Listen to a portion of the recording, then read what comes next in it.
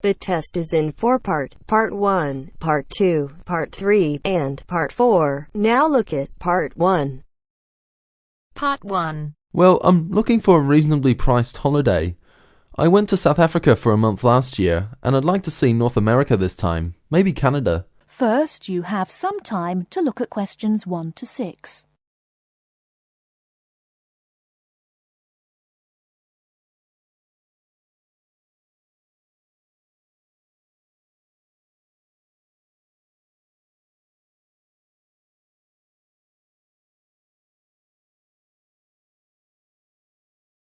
Listen carefully and answer questions 1 to 6. Hello, welcome to the Travel Depot. How can I help you? Well, I'm looking for a reasonably priced holiday. I went to South Africa for a month last year, and I'd like to see North America this time, maybe Canada. But I'm also interested in Europe if the prices to Canada are too expensive. I'm on quite a tight budget, you see. Well, you could go to Europe, but I'll get some prices for Canada first. I've been to Vancouver. It's lovely at this time of year. And we have some special offers on at the moment. Okay, well, I have some relatives over in Vancouver, so that would be good. I can always travel around Europe next year. Besides, it may be a bit too hot for me at this time. Right, let's have a look at some prices then. When would you like to go? Sometime at the end of next month if possible, but I'm quite flexible any time between the 24th and the 31st. I'd like to go for 3 weeks. Well, there's lots of availability for those dates. Now, if you're concerned about the cost, it's cheaper if you don't mind not flying direct.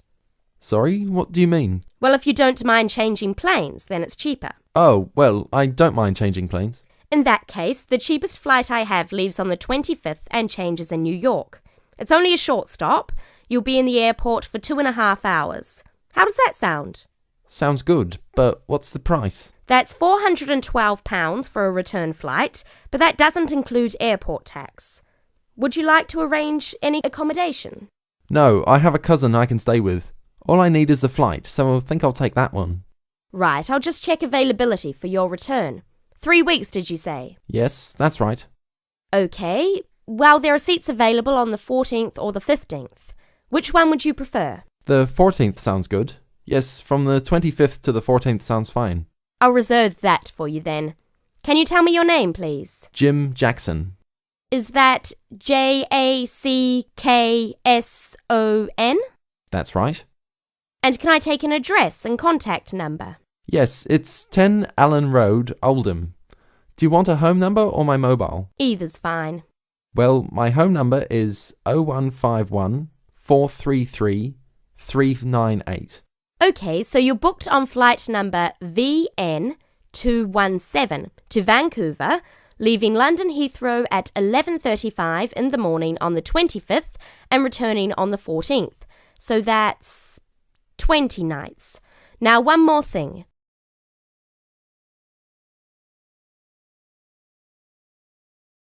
Before you hear the rest of the conversation, you have some time to look at questions 7 to 10.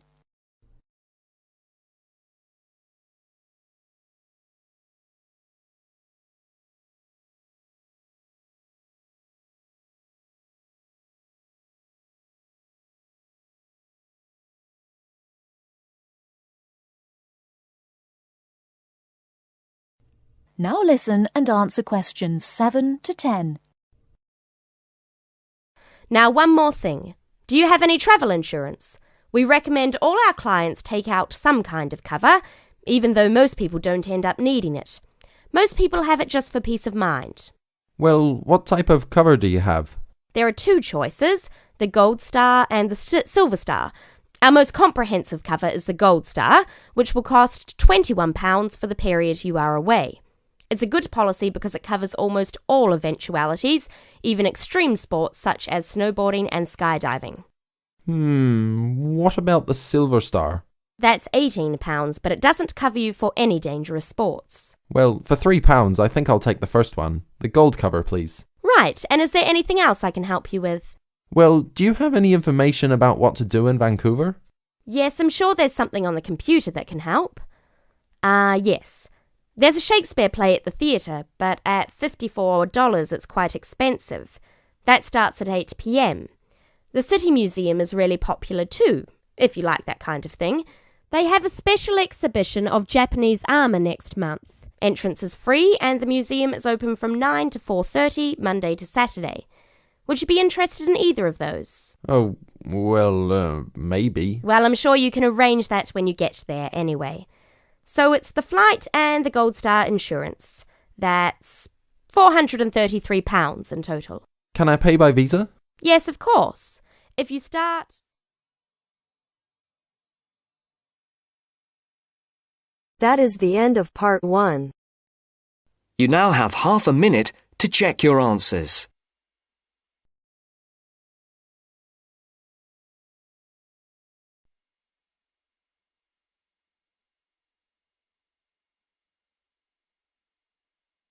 Now turns to part 2. Part 2. You will hear 2 university students talking about a music course. First, look at questions 11 to 13.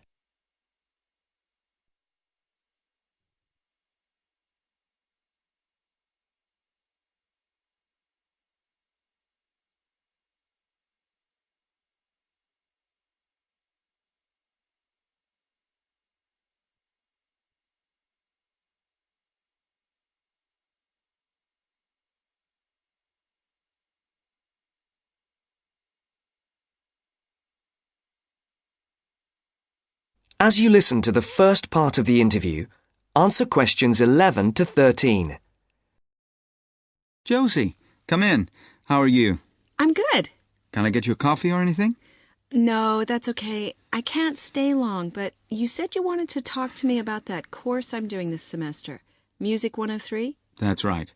Actually, I was a bit confused because I thought you were majoring in maths. That's right, I am. I'm doing 4 maths modules this year, but it's an optional course. You just choose it if you're interested, and you can do it whatever department you're in. Why? Are you thinking about doing it? Well, I'm not sure. What are the requirements? What? The course requirements. I mean, what do I need to know about music to be accepted on it? I do listen to a lot of music, everything from hip-hop and rap to classical. And I can sing, sort of. Well, for a start, one special thing about this course is that it's distance learning. You don't actually have to be at the university to do it, and you don't have lectures. So you've got to be able to work on your own without someone telling you what to do all the time. Oh? Oh. No, that should be okay, I reckon. I'm more worried about the actual musical stuff. Like, I don't know how to read music. That doesn't matter. They don't assume that. You'll learn as you go along. How's your maths? Not too bad. Right. Some of it's quite mathematical, so you really need to be strong there. But you play the violin, don't you? I don't play anything. You don't need to. What about computer skills? You're okay there? Yes, reasonably. Does that matter? Yes, I'd say they're essential. Like I said, it's all distance learning, so it's computer-based. Now look at questions 14 to 20.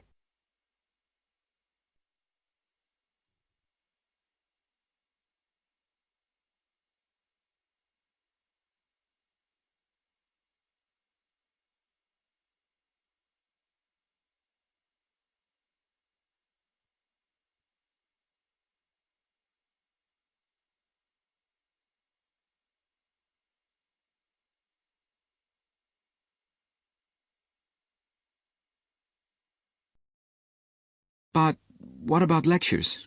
You don't attend any. It's all online. So lots of the students aren't here in Canada at all. They're studying from home all over the world. We've got someone from my group in Jamaica and a couple from Taiwan. Oh, and some from Hong Kong as well. So how does it work? Oh, well, there's a multimedia course website on the internet where you can listen. You can listen and watch at the same time. And of course, you can do it at your own pace. So if you don't understand something, you just go back. Or if you want some more examples of the music, there are links there to things that you can listen to. There's quite a lot of theory, but it's all done through musical examples, so it's practical at the same time. Like in the last module I did, we looked at a bit of the music from the movie Star Wars. The Darth Vader theme, you know. Dum, dum, dum, dum, dum, dum. Yeah. Oh, yeah. Then we looked at a theme from Wagner's Tristan and Isolde. Do you know it? Written in the 1850s. And we could see there were all sorts of parallels between them. And that's a feature of the course. We often look at modern Hollywood themes to illustrate concepts in classical music. It sounds really interesting. Do you have a course book? No, we don't use one. We're given a software program called Notability Lite. And what it does is it presents what we write, the music we write, really clearly. And it also allows us to play back any piece of music on our computer at home. But that's not all. We can write our own music, quite complex stuff for various instruments, and the program plays it back to us. Plays the actual music? Yes, so it means that your computer is actually your own musical instrument.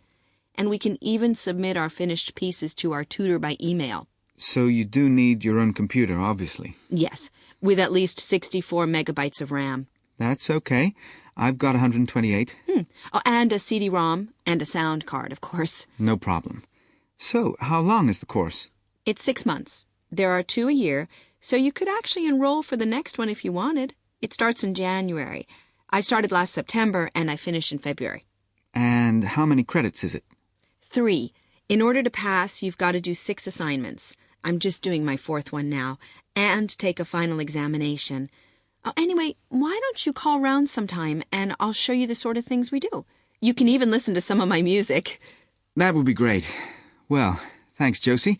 Now, are you sure you don't have time for that coffee? That is the end of part 2. You now have half a minute to check your answers.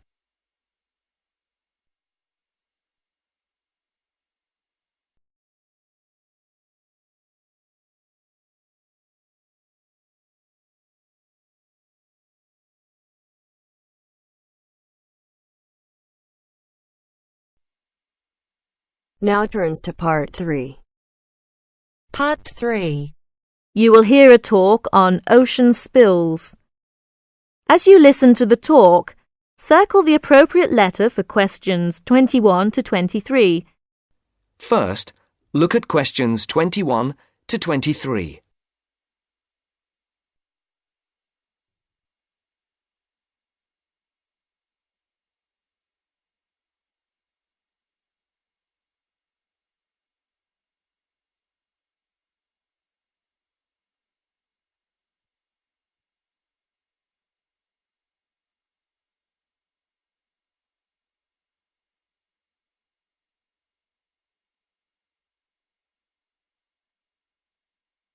As you listen, answer the questions.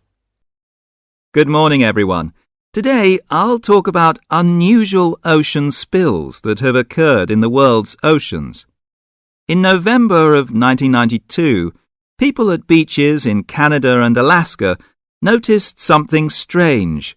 Blue turtles, red beavers, green frogs, and yellow ducks came bobbing toward them. They soon found out where the strange creatures were coming from. A ship from Hong Kong was on its way to Tacoma, Washington, when it was hit by a severe storm in the middle of the Pacific Ocean. During the storm, huge waves washed 12 containers overboard. Inside the containers were 29,000 plastic bath toys. One of the containers opened, and thousands of plastic bath toys spilled out and began to float across the Pacific Ocean.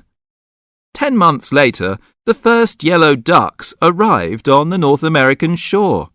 Beachcombers along the shore began to find the toys and reported them to local newspapers. But the people who were most excited by the plastic toys were the oceanographers. It gave them an opportunity to study ocean currents and winds. Before the conversation continues, look at questions 24 to 30.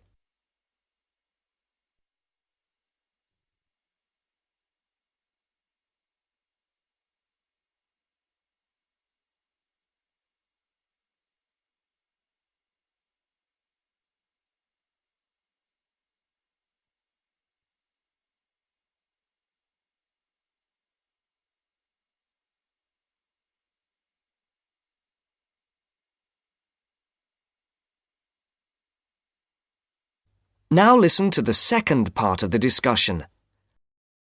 Oceanographers drop bottles into the ocean to study these things. But it would be too expensive to drop 29,000 bottles into the ocean at once. Imagine the value of studying the plastic ducks and frogs. This gave some interesting information to the oceanographers. The first toys were picked up in Sitka, Alaska, 10 months after they were washed off the ship. Some headed back into the North Pacific, while others drifted around the Arctic Ocean and headed for the North Atlantic. Many of the toys were swept northeast by the wind and were frozen in the ice of the Bering Sea. They're expected to cross the North Pole and float on down to the British Isles. This reminds me of another unusual ocean spill. In 1990, a ship travelling to the west coast of the United States from Korea was caught in a severe storm. The waves swept 21 containers of Nike shoes into the water. Scientists estimate that about 80,000 running, jogging and hiking shoes, 40,000 pairs of shoes, to you and me, hit the water at once. The shoes were for men, women and children. About 6 months later, people at beaches from Oregon to British Columbia began to find running shoes washed ashore. By the end of the year, Washington newspapers reported people finding hundreds of shoes. In Seattle, thousands of shoes floated to shore. Since the shoes were not attached, they arrived one at a time. The shoes were dirty, but after they were washed, they were still in good condition. People set up exchanges to find matches for their shoes. Oceanographers studied the information to learn more about the ocean. Some Nike shoes reached Hawaii, others went to the Philippines and Japan. According to the scientists, some of the shoes are on a trip around the world and should end up back in Washington and Oregon. Can you believe it? Many pairs of running shoes, as well as plastic ducks and frogs, are still on their ocean journey. So if you go to a beach anywhere in the world, don't be surprised if you see a green plastic frog or a woman's size 7 jogging shoe bobbing toward you.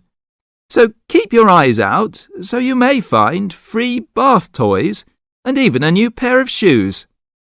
Thank you for attending my lecture. That is the end of part 3. You now have half a minute to check your answers.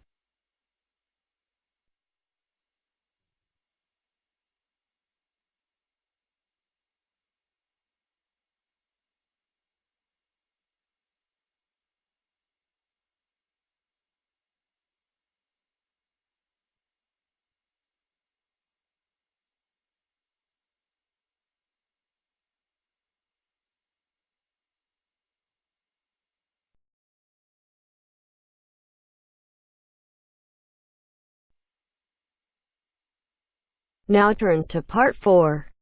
Part 4. You will hear an environmental studies student giving a presentation about his project on saving an endangered species of plant.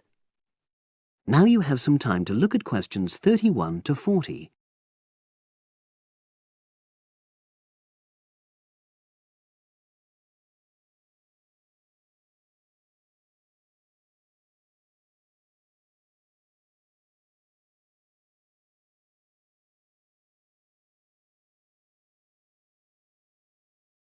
Now listen and answer questions 31 to 40. For my presentation, I'm going to summarise what I've found out about efforts to save one plant species, the juniper bush. It once flourished in Britain and throughout the world's temperate zones, but over the last few decades has declined considerably. Before I go on to explain the steps being taken to save it in England, let me start by looking at some background information and why the juniper has been so important in cultural as well as ecological terms, historically and in the present day. Firstly, I want to emphasise the fact that juniper is a very ancient plant. It has been discovered that it was actually amongst the first species of plants to establish itself in Britain in the period following the most recent Ice Age. And, as I say, it has a much valued place in British culture.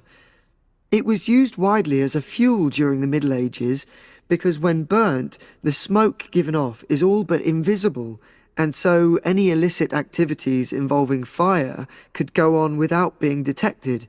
For example, cooking game hunted illegally. It also has valuable medicinal properties.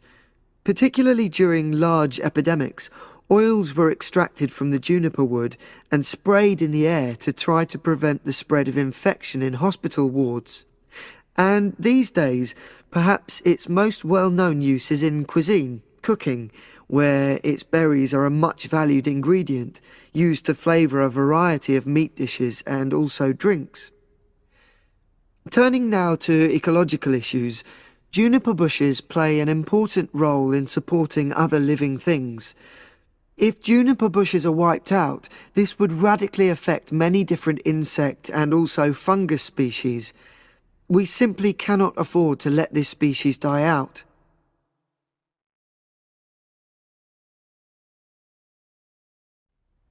So, why is the juniper plant declining at such a rapid rate? Well, a survey conducted in the north and west of Britain in 2004-5 showed that a major problem is the fact that in present-day populations, ratios between the sexes are unbalanced, and without a proper mix of male and female, bushes don't get pollinated. Also, the survey found that in a lot of these populations, the plants are the same age, so this means that bushes grow old and start to die at similar times, leading to swift extinction of whole populations. Now, the charity Plant Life is trying to do something to halt the decline in juniper species. It's currently trying out 2 new major salvage techniques, this time focusing on lowland regions of England. The first thing it's trying is to provide shelters for the seedlings in areas where juniper populations are fairly well established. These, of course, are designed to help protect the plants at their most vulnerable stage. A further measure is that in areas where colonies have all but died out, numbers are being bolstered by the planting of cuttings which have been taken from healthy bushes elsewhere.